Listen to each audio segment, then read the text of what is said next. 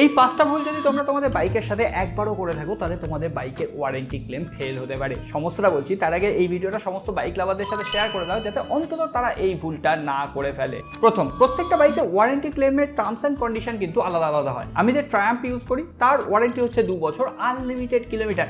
কিন্তু বেশ কিছু বাইকের ক্ষেত্রে 5 বছরের ওয়ারেন্টি থাকবে, কিন্তু কিলোমিটার সেখানে 30,000 বা 40,000 এইভাবে বেড়ে দেওয়া থাকবে। সুতরাং তোমরা যে কোম্পানির বাইকটা কিনতে যাচ্ছ অবশ্যই দেখে নেবে যে ওয়ারেন্টি কতদিনের রয়েছে আর কিলোমিটারের কোনো রকম বাধ্যবাধকতা আছে কিনা। সেকেন্ড, বেশ কিছু বাইক কোম্পানি বিশেষ করে টিভিএস আর বাজাজ সেকেন্ড ওনারের ক্ষেত্রে কিন্তু কোনো রকম ওয়ারেন্টি প্রোভাইড করে না। ফার্স্ট ওনারশিপ যদি তুমি থাকো তাহলে ওয়ারেন্টি ক্লেম করতে পারবে, তুমি যদি বাইকটা কাউকে বিক্রি করে দাও সেই লোক কিন্তু আর ওয়ারেন্টি ক্লেম করতে পারবে না। থার্ড, তোমাদের বাইকের যদি কোনো পার্টস পুড়ে যায় তুমি টেম্পটেড করো, এছাড়াও আনঅথরাইজড বিভিন্ন ধরনের মড যদি তোমরা করে থাকো, এমনকি ইলেকট্রিফিকেশনেও যদি কোনো রকম তার কাটিং হয় তাহলেও কিন্তু ওয়ারেন্টি রিজেক্টেড হতে পারে। তার জন্য বাইক মডিফাই করলেও ইলেকট্রিক তারে কাটিং এর কোনো রকম ডিসিশন নেবে না। আর যদি কোনো রকম মডিফিকেশন করেও থাকো ওয়ারেন্টি ক্লেম করার আগে ওই মডিফিকেশনটা অনেকে ফগ লাইট লাগায়, সো ফগ লাইটটা খুলে নিয়ে তারপর সার্ভিস সেন্টারে ওয়ারেন্টি ক্লেমের জন্য যেও। তবে হ্যাঁ, ফলো বাটনে যাতে কিচ্ছু লাগবে না করে রেখো, সেকেন্ড পার্ট খুব তাড়াতাড়ি আসছে।